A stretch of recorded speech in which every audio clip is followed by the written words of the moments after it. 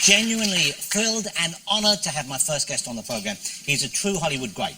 His remarkable career has stretched over an incredible 6 decades. He's won Oscars, both as an actor and a producer, and he's starred in iconic, game-changing movies like Wall Street, Basic Instinct, The China Syndrome, Fatal Attraction, so many more. It is the legendary Michael Douglas, ladies and gentlemen.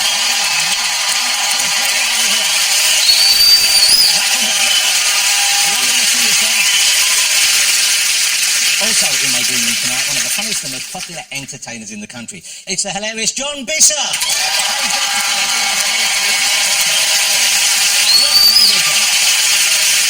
And we also have the breakout star of Coronation Street. She was also fantastic in the brilliant series Our Girl. It is Michelle Keegan! And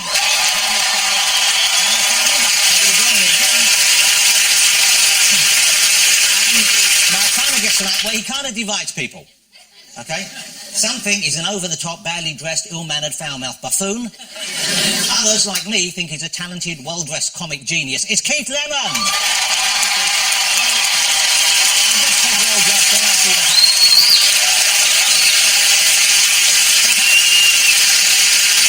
mean, I try and be on your side with the clothes, but the hat's too far even for me.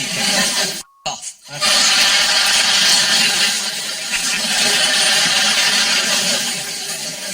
But that's not all.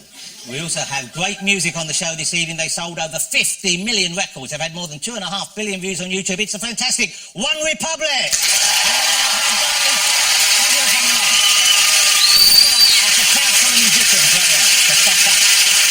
Okay, so before we get to that, the Great British Bake Off may be over, and of course we all miss it. We love the Bake Off, don't we? It was a great show, but the trouble is, I think Bake Off encourages the rest of us to think we can make cakes as good as the ones that are made by professionals, especially when we're making them for our children. Now, one dad was asked by his daughter that she wanted a special Frozen theme cake for her birthday.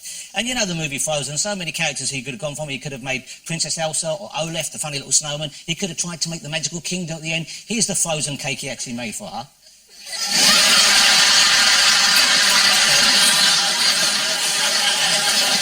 You know, it does what it says on the can, and a little bit of love's gone into that, but the little girl was upset, and ironically, she wouldn't let it go. How about if your children said, I'd like a cake that looked like the lovely castle, the magical kingdom in Disney World? Okay, how about Mickey's Magical Kingdom? You can't go wrong there, can you? Or maybe you can. Is it just me, or does it look like there's been a fire in the dildo factory? Shall we get my first guest out, ladies and gentlemen? When they talk about A-list actors, he is at the very top of that list. Please go crazy for the one and only Mr. Michael Douglas.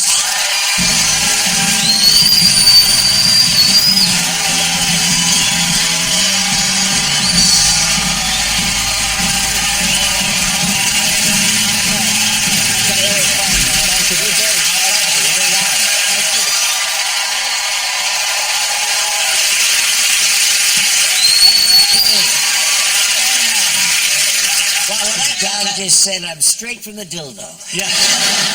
Well, look, welcome to the show. Thank you so much for coming here. I was talking earlier, I mentioned some of your movies. Your career has spanned over 40 years in Hollywood. Yeah. That's incredible. It is. And I'm pleased to say, and hopefully on behalf of all of us, you show no signs of slowing down. You've got a full slate. You're really back in the saddle making movies, aren't you? Yeah, I like my day job. You know, I really like it. I think a little bit. I had a cancer about 4 or 5 years ago, you know, and came out just fine, all cancer-free, but you kind of get this extra surge of energy to go on, and I forgot how much I enjoyed producing. I produced a lot of movies, too. So I've been actively involved in both acting and producing, and then I do all my other side stuff. Let's talk about your dad a little bit before we get back to you and your career, because what an incredible man, what an incredible actor, what a charismatic star he was. Mr. Kirk Douglas, ladies and gentlemen, I think all of us very few have touched us in different ways. And this is Michael, he's turning 100 years old next month. He's 100 years.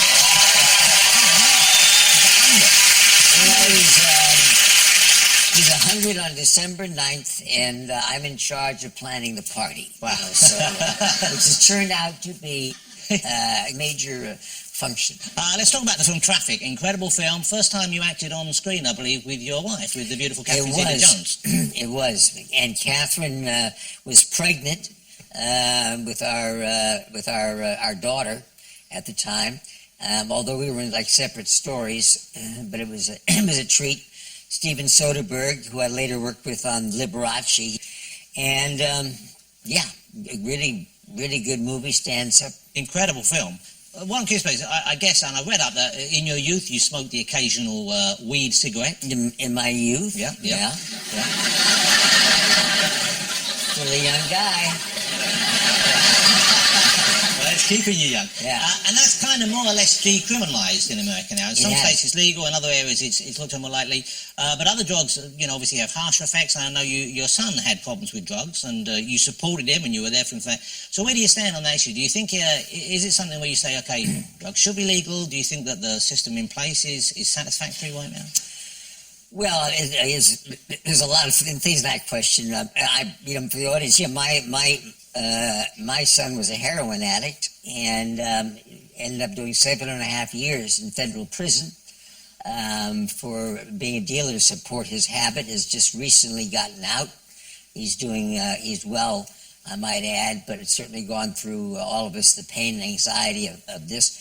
And it doesn't seem to be working in terms of our penal system of throwing in nonviolent, emphasize that, nonviolent drug offenders with serious violent prisoners is just not working. Well, it's obviously a bigger topic than we can really go into here, but it's good to hear your answer, because obviously you have first-hand experience and you've spoken about it in the past, I know. Let me ask you about the relationship with Catherine a little bit. The age difference became a big thing when you first got together. It was the topic here when we're talking about, was it 25 years? 25 years. Okay, so how is that? You keeping up with her, or her trying to keep up with you? How does that work out? Let's see, 18 years later, good, I mean, she's wonderful. Two beautiful children with her. We don't, but we joke once in a while, we say, oh, honey, I can't wait, when you get older and you're going to be in the wheelchair and I'm going to be wheeling you around and you're going to be saying, where are we going? Where are we going? I'll whisper to you, Cartier, darling, Cartier.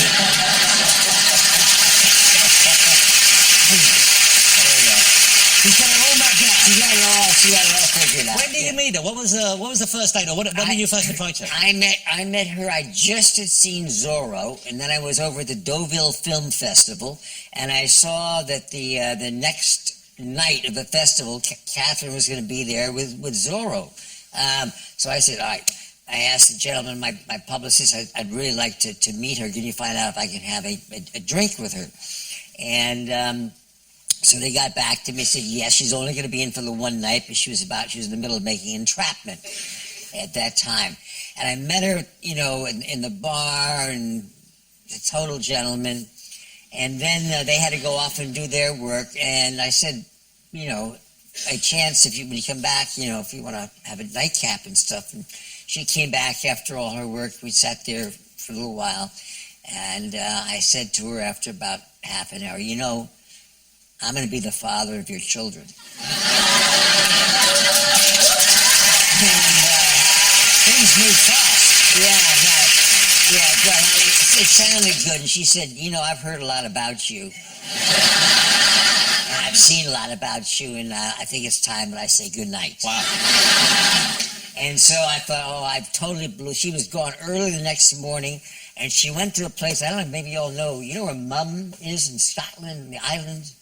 Mull, place in Mull, up there, Mull. So I thought, it's all gone. I've just destroyed it. So I said, listen, I gotta find some roses, and I gotta get some roses to her.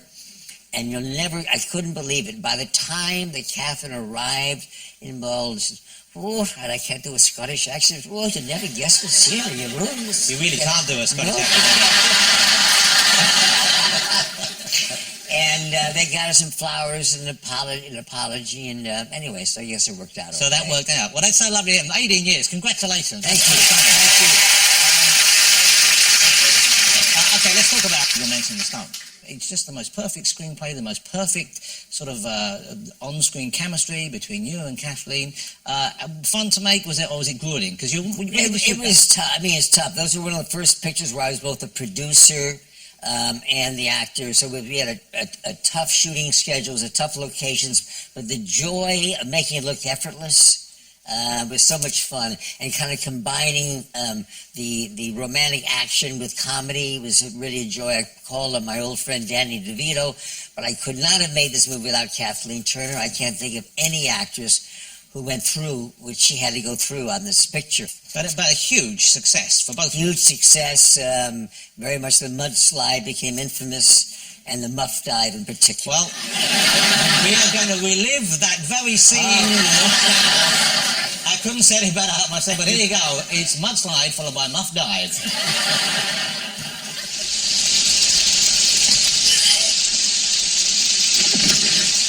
Okay, let's make some time.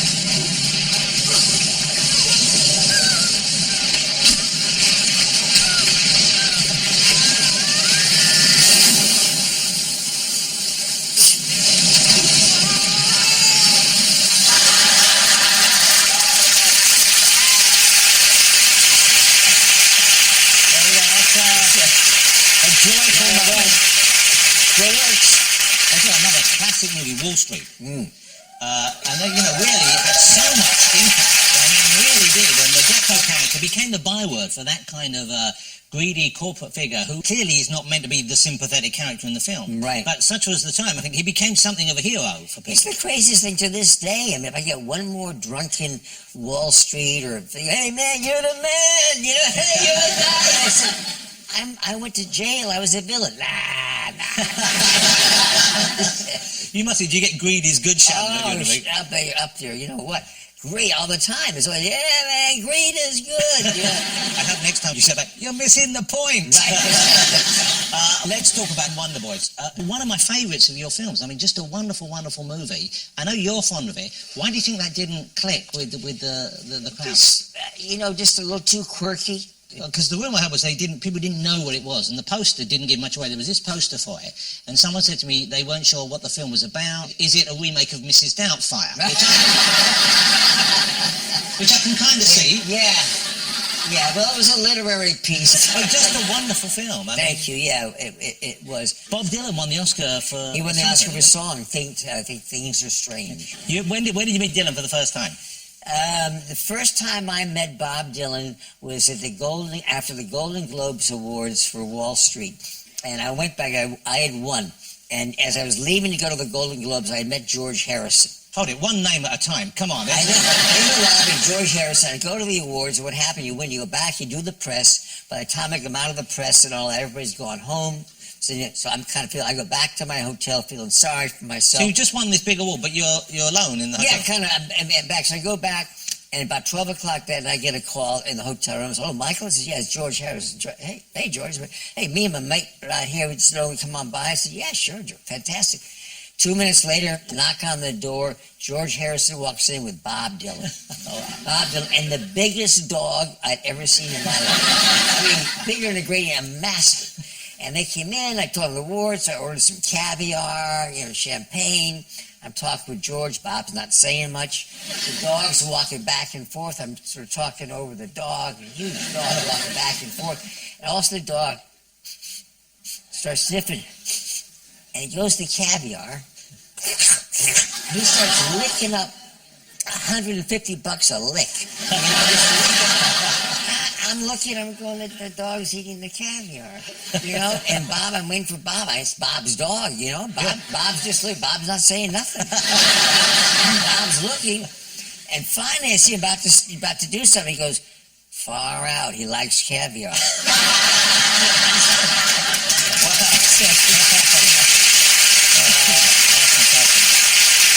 just going to ask you one more question before we go to the next part of the show. You mentioned Behind the Candelabra, where you played Liberace. What an incredible film. Yeah. Incredible performance, Liberace. I hope you've seen that film. And in particular, you've had a lot of sex scenes in movies over the years. Right. with many leading ladies. This, I think, was your first leading man. It was. You and Matt Damon together. Yes. Now, did that? You're both straight men, as far as I know. Right. Was that any different? Was that any different than doing it with a woman who you're not in a relationship with as an actor? Or Not really. He's a good-looking boy. He's a good-looking boy. People always think, that sex scenes in films are hot, And I mean, it really is very, as you know, Jonathan. I know so well. I know. But they're choreographed, and it's very mapped out as to what you're going to do. So, in our infamous buggering scene, submitted for your consideration. We knew it was there. Oh, yeah. It was coming and all that. So we joked a little bit with each other about what flavored chapstick, he wanted to this and that. And I just had to take my hat off to him. It was so great. And so we did it. And Steven Soderbergh, who's also the cameraman, the operator, had this shot and doing poppers, this, they were doing all that. And they cut and put the camera down, and he said, "I have no notes." Okay, hey, lovely to have you here. Thank you, John. You're going to be Thank you here so for the much. rest of the show. It's Michael Douglas here.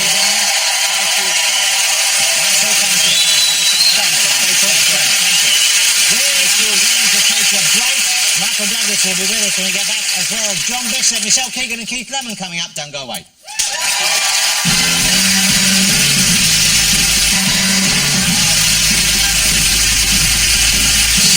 Welcome back to the show, ladies and gentlemen. Michael Douglas is still with me, I'm pleased today, but let's get my next guest out. He's an utterly brilliant comedian from Liverpool, and I genuinely think, this is no exaggeration, I think we might have found this generation's Jimmy Tarbuck. Here he is, it's John Bishop, ladies and gentlemen.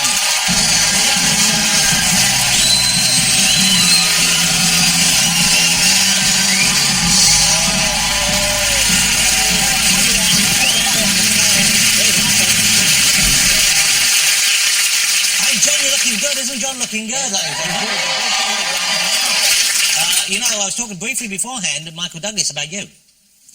Yeah? And he said he thought you were too handsome to be a comedian. I like that. And I said he's not much of a comedian. Literally just walk on and go. No, but I pointed out to him that you were acting a lot more these days. You're doing a lot more. I am doing a bit. That's why I've got this beard now. I'm doing a drama at the moment called Fearless. So I play a lazy photographer who I've decided is so lazy he doesn't shave. So that's why I've got this on. So Michael also mentioned hanging out with George Harrison back in the day, and you recently spent time with Paul and Ringo, the two remaining Beatles, didn't you? That must have been, for someone from Liverpool, that must be a big thing. It was an absolute joy. It was. See that picture. That was one of those moments. What happened is I interviewed them for the One Show. So they said, okay, you'd interview them one day, and then the next day I was hosting the Facebook Live version of their movie, This 8 was days the a week. Ron Howard movie, which is The based Ron on Howard- their their Arrival in America. documentary, 8 days a week. And what happened is they said, look, it's going to go live around the world, and you'll do that the next day. So I had the introduction the first day. So I go into this room to interview them, and it was that typical, like, you've got 8 minutes. I walked in, I mean, it's the Beatles. I'm walking in thinking, I don't know what to say, but I'm trying to be calm. And Paul stood up and goes, I know who this is. How are you? Lovely to see you. How's the family? And I'm thinking, this is brilliant. Paul McCartney knows me. We're mates. So me and him are chatting, and the girls behind going, look, you've got 4 minutes now for the interview. Do the quick interview. The next day, I thought, I'm going to see them. I met them the day before, we're mates. And they come walking up to the stage, and as they come walking up, Ringo just bursts out laughing. And Paul comes up to me and goes, all right, Frank. I said, what? He said, Ringo said, all day yesterday, he was convinced you were called Frank. I'm saying that your name's John. I said, listen, Paul can call me Shirley if you want. We had the interview, we had the chat, it was all going round on Facebook, as I say, around the world and in cinemas. And then they were going to walk away, and I had this fan moment where I thought, I actually think in my head, Paul McCartney's about to say, hey, John, what are you doing for lunch on Sunday? I realised that's not going to to happen. If I don't get a photograph of this moment now, it will never last. So I just said to him, look, I've got to have a selfie. I've got to. So I really got having a selfie, and he gave me a kiss and went, well done, Frank. We were talking about sex scenes earlier on. In the Accused, when you were in the Accused, you had to perform sex scenes. Now, do you watch those sort of scenes with your kids? Oh, it was a nightmare because what happened, I got cast and I was the father of teenage boys, and I had teenage boys at home. The men now, the blokes, in fact, big men. They're all at university, and they came back for a weekend which my wife was looking forward to immensely, having the boys back. I hated it. There was 3 fucking blokes walking around the house. Just men in the house that I didn't like at all. But when I did this was a couple of years ago, so they were teenagers, and the idea was I was the father of them. My wife had cancer, a nurse came, nursed her through the cancer, she died, and I fell in love with the nurse. And then we had started a relationship, and the big catalyst to the relationship with the boys breaking down was them seeing me in bed with the nurse after my wife had died. So I read the script and it said... Oh, it's a script, jeez.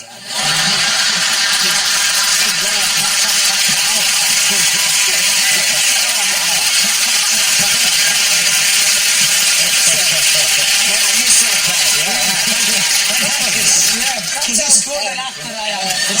That would be some confession to just make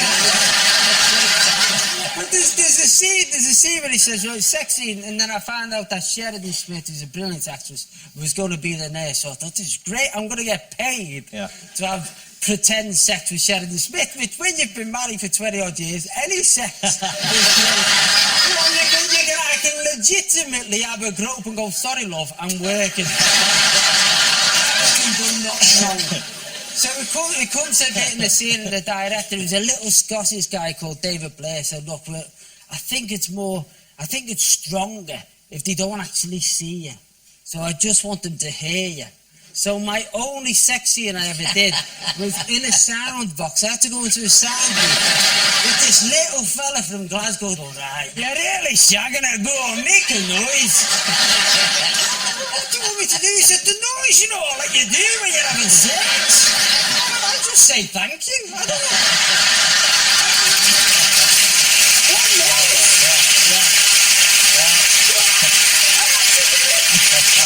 I have to do this noise, and he's a little fella with the big thumbs, and he go, go on, and I'm going, it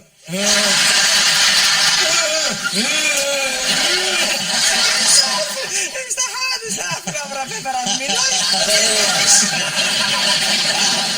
So, you'll be excited to know John's going back on tour. You got it's a nationwide tour. Yeah, it's a national tour. But it's the end of next year, isn't it? It's quite a way It's off. the end of next year, which is bonkers, but you book in the big venues, which you have to so far ahead. And then you sell up to them. And then after this, we are going to New Zealand, Australia, Europe. So it's very nearly international. Nearly international. And Ireland. And you gigged a little bit in America, haven't you? You did some gigs in LA, I think? I went over to LA for a holiday, actually, and then I didn't realise I was just staying down the road from the comedy store, so I thought, I'll just go along. And I watched a few gigs, and I thought, I fancy doing this. So I asked the guy if I could get up and do an open spot, and they said, oh, you know, it's the comedy store, it takes years. So I said, well, look, that's my email address, and obviously they found out that I was a professional comedian, so they said, come and do it. And I did 2 spots in LA, and fair play. I mean, you know, there's a lot of the shared language we have, but what I found with Americans, there's no sense of irony. No. So I thought I can go on. No one knows me, so I've got to introduce myself. And I thought, what I'll do is I'll say this gag that I've said in the past, which is, you know, my name's John. I've been married now 23 years, on and off. On and off bits, the joke bit. So I went on to the stage in America. I said, hi everyone, my name's John. I've been married 23 years. And he went, woo, woo, woo. You just killed the fucking joke. There's a joke after that. So I did that, and then I did a thing about me kid. I said this thing about, you know, I used to say I've got 3 boys, but I haven't now because, you know, I've got 3 men my youngest son's 18, and I was going to say I actually own a bloke. That's what I was going to say. I said, yeah, my youngest son's now 18. So I'm on stage, I'm literally on stage going, geez, you're getting on my nerves. I've never been at a point where the enthusiasm of the audience is too much. And then I thought, right, my last bit was I was going to do a thing about, I thought I'll mix some politics in. I said, in England we have the NHS because we're a civilised country, so you get free healthcare. And what happens when you reach middle age as a man? They call you in to say, look, do you want to? It's time for a middle-aged man check where they do a prostate examination. So I was going to do this whole thing about going to see a doctor for a prostate examination, where when I went in, I didn't realise it was a female doctor. Right. And so she said to me, look, obviously not everyone wants a female doctor. Would you like anybody else to come in? And I went, oh, that's a little bit much. I know you're a professional, but if you've got a sister... That's the joke. And it's a true story. I tried to set the joke up by saying, in England we have an NHS, the doctor calls you in, and because I'm going to be 50 this year, stick it up your arse and just walk off. There you go. Well, if you do get irony, you'll love seeing him on tour. We'll at the tour exam next year. Mr. John Bishop, ladies and gentlemen. Thanks, John. John Bishop. Through the camera, I'll be joined by Michelle Keegan and Keith Lennon. That's the love music from One Republic to you after the break.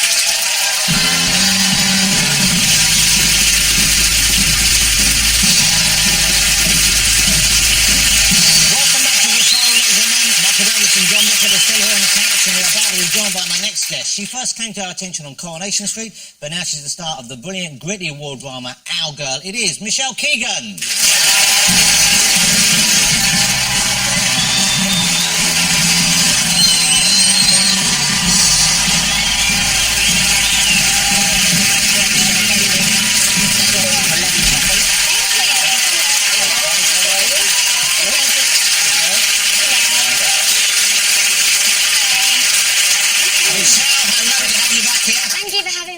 Well, last time you came, you were just about to leave Corrie. Yeah, a few months. Of course, and that's all happened now. And that was that something you wanted? Did you ask them to write you out, or was that just the way the story went? No, it was my decision to leave. Right. It took me a long time to make that decision. It was like, I think, 2 years it took me to make the final decision. Oh, God, that picture. But yeah, it was you look much paler there than you do here today. All right, I've been on holiday. Before you say the orange show, I've been on holiday. But you're always this colour. I'm not. I've literally been on holiday, that's why I'm darker. Okay. But yeah, and it was their idea to kill the character, which... And so were you happy with that, though? Would you rather have had the door open to return if you wanted to? Yeah, obviously, at first I was a bit shocked because, I played for 6.5 years, but in the long run it helped because it pushes you forwards. The last few weeks you must have been filming quite a lot in that hospital bed because you hung on in there for a while. Yeah, I didn't die straight away. I fell off the building and I got bludgeoned to death. Yeah. And then I was in a coma for 3 weeks. Wow. So it's quite violent. So you're in a coma 3 weeks in the terms of... How long did you shoot, though, in the bed? How long were you filming the coma scene? I think it was like 8 hours a day in bed, which is my favourite kind of day. Yeah. Is there a danger that you might actually fall asleep while you're there? Funny you should say that, because when Barbara Knox was doing a scene, who plays Rita, she was doing like an emotional speech to me and speaking about our memories together, and I actually drifted off. And I twitched, which made her jump. So I ruined the whole take for her. Have you ever played a person in a coma or when dead for any period of time, Michael? I did a movie called Coma. Of course. A long time ago.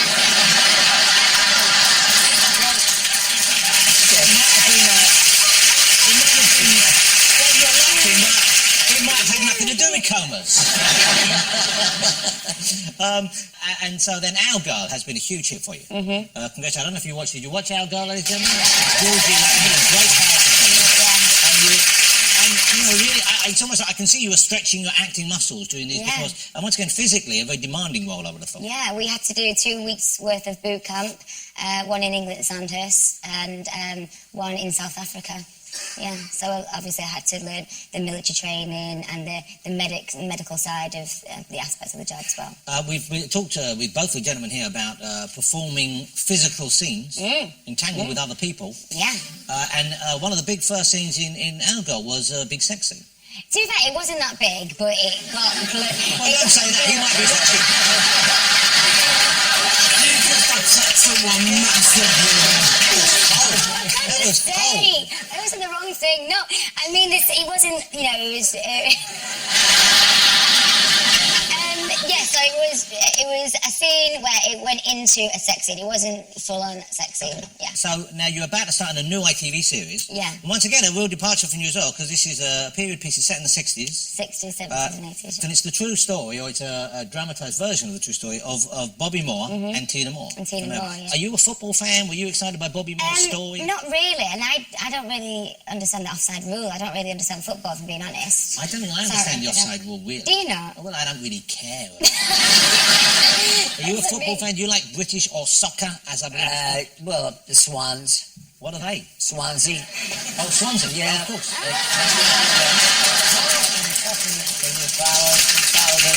But of course, with Catherine, you must visit the Mumbles quite a lot. Yeah, at the Mumbles quite a lot. At the Swans. Yeah. Not doing too well right this year. I know.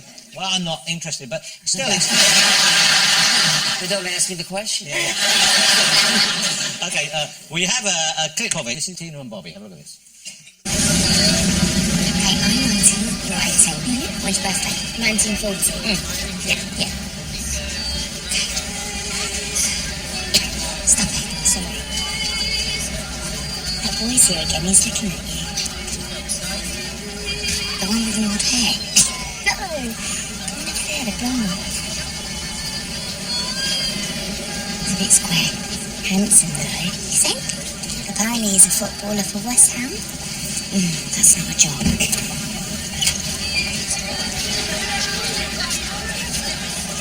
He's coming over. Hey, we asked you to dance. He was too shy. Wouldn't be too shy. He's not my type anyway. It's a pity. Been practicing my moves since I first saw you.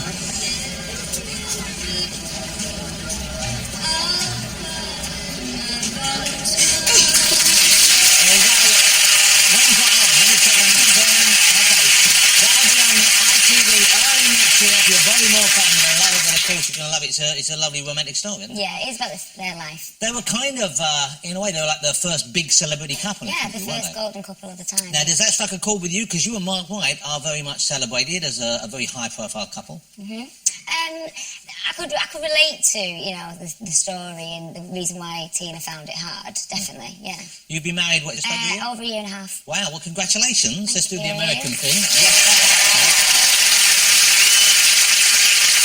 Can you share with us, when did he propose? How did he propose? Was it a lovely evening, or was it kind of just the like, I want to do this? No, it was all planned. It was when we were in Dubai on holiday, and it was 4 days into the holiday, so I had like no idea.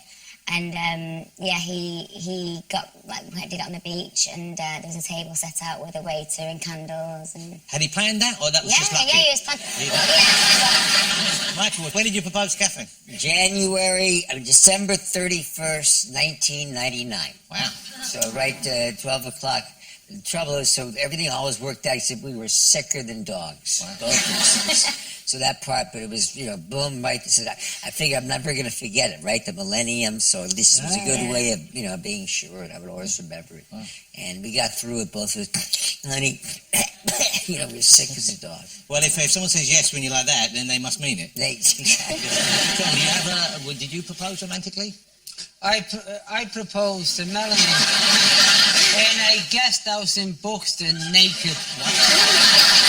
I was naked because I'd just come out the shower, and I'd already said to her dad, I'd done that honourable thing of asking her. Well, I didn't ask her. I said, I'm going to ask your daughter to marry me. Are you okay with that? So it was more of a threat than an ask. I came out the shower and just got on one knee and said, everything you can see is all I've got.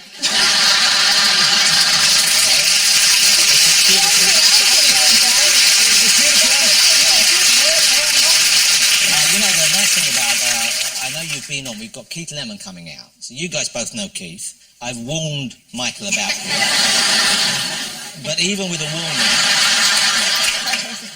warning, you know, it's hard to prepare yourself, okay? Okay. I mean, the hat is only the tip of the iceberg, Michael. Okay?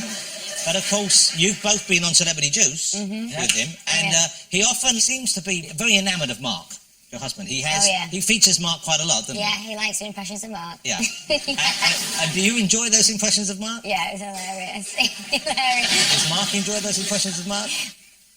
Yeah. He does. If you haven't seen Celebrity Juice, and it's, you know, I love it, but it kind of divides people somewhat because it's a very full-on show. And once again, I'm just giving you a final warning, Michael, about here's a clip of him doing a bit of Mark. Unfortunately, Mark can't be here tonight to accept the award, but we filmed a video with Mark early in the week and he did an acceptance speech. Here he is.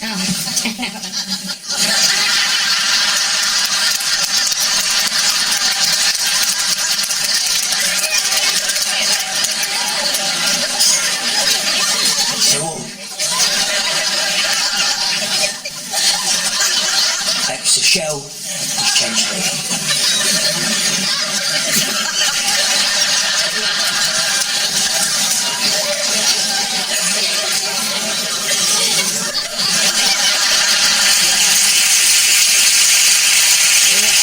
Okay, Michelle, great to have you. You can stick around for the rest of the house. And Michelle Keegan, ladies and gentlemen.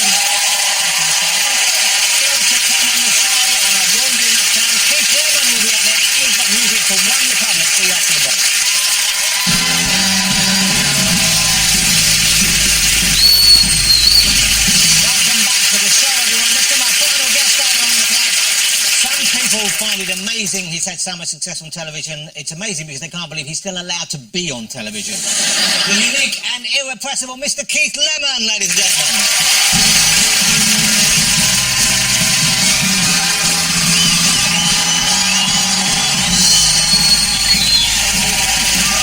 Good to see you, Keith. Who's this?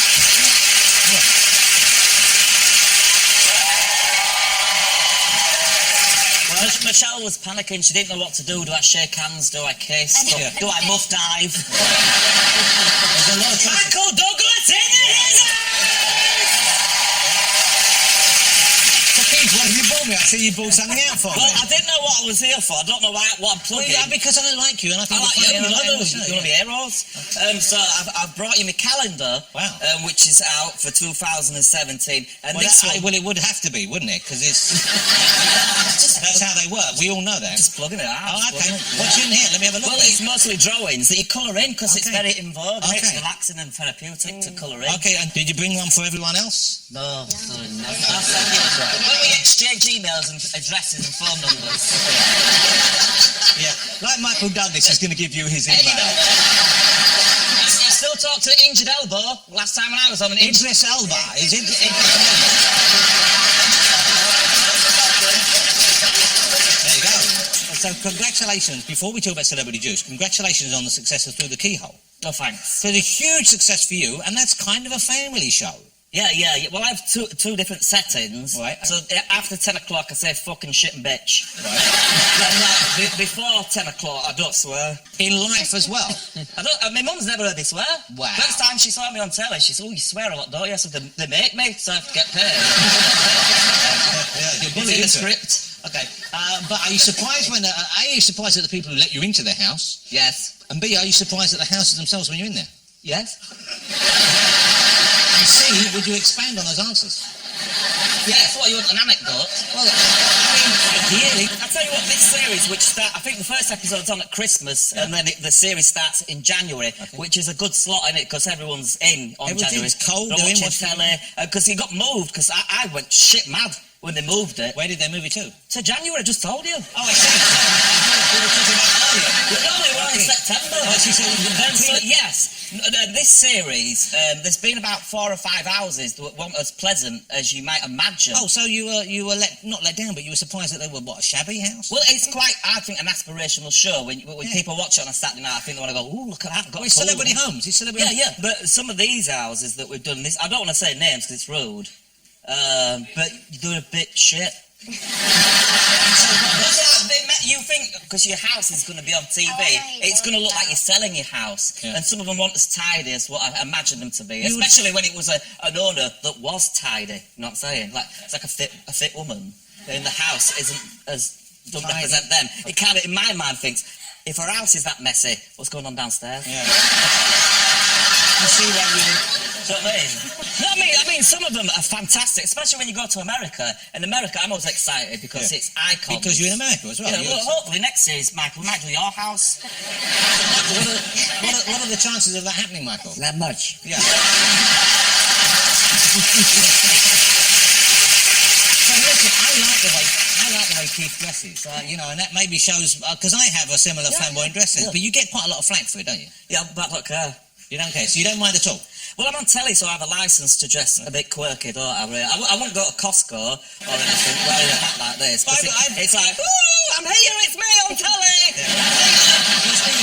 Is that attached to the hat, or is it your actual hair? But when I take my hat off, I look like a wrestler.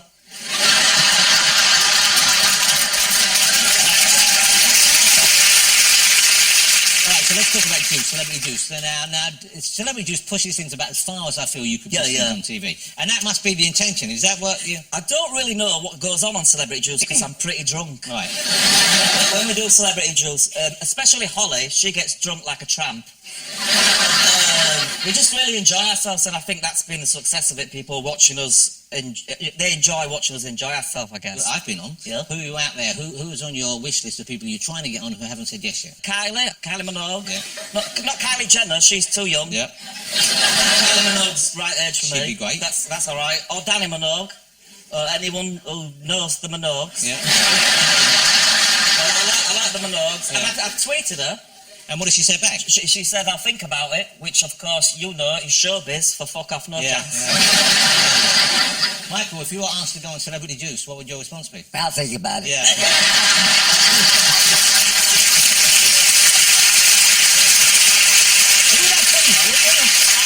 I think he might have fun. I mean, sometimes you do make people, you take them out of their comfort zone. Yeah. You know Billy Ocean, don't you?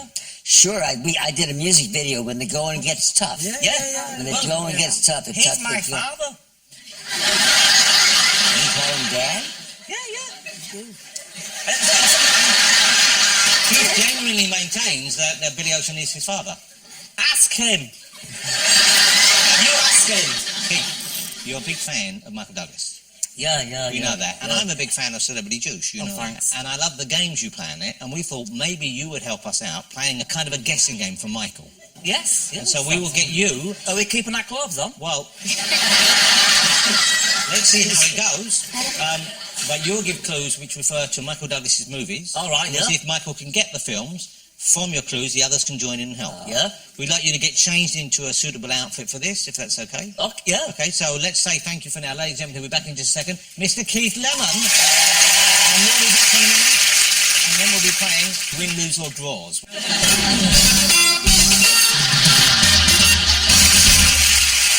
Good luck, team. Let's welcome back Mr. Keith Lemon, ladies and gentlemen. Would you like to come down a little bit? You move down to me. That's it. Thank you. Okay. So, looking good. You look a bit like 11 from Stranger Things. Okay, here we go. So we're going to play Win, Lose or Draws. Keith is going to turn around. No. He's wearing drawers. That's why it's Win, Lose or Draws. But on the drawers, I hope you've got the drawers on. Yeah. On the drawers, he's going to affix something, and he will then give us a Basic Instinct style flash. You have to register the clue, process the information, and tell me which of Michael Douglas's films the clue refers to. Are you ready, team? Yep.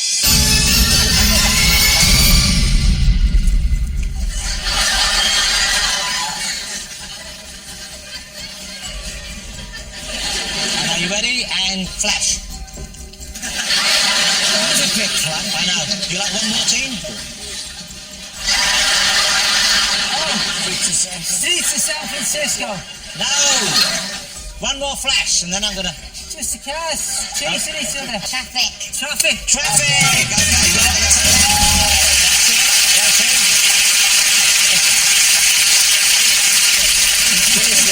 This is sick. You're on after 10, right? Yeah, yeah. Would you describe this as a career high point, Michael? Yeah, this is Okay, you ready? And give us a flash.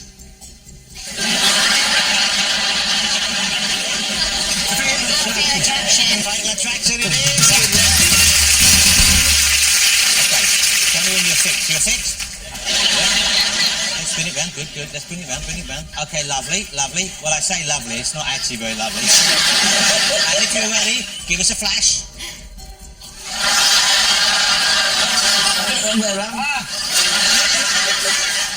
Romancing the story. Romancing the story. Ladies and gentlemen, Mr. Keegan and Johnny also is with Michelle Keegan, John Bishop, and Michael Douglas. Okay, next week here on the show, I'll be joined by Robbie Williams. We've got Mickey Flanagan, Little Mix to be here, and also Jeremy Clarkson. But now, performing kids, here they are. It's One Republic.